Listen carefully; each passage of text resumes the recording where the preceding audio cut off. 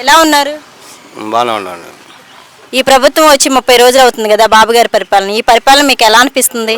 పర్వాలేదు, బాగానే ఉందండి. బాగుంది, మంచిగా.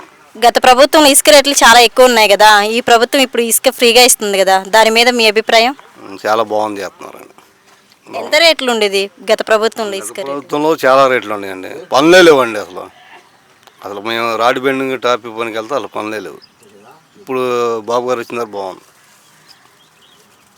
నారా లోకేష్ గారు ఐటీ కంపెనీలు తీసుకొస్తున్నారు కదా, ఎంతో మందికి ఉపాధి కల్పిస్తున్నారు. సో దాని మీద మీ అభిప్రాయం ఏంటి? చాలా బాగుందండి, మంచి పని చేస్తున్నారు.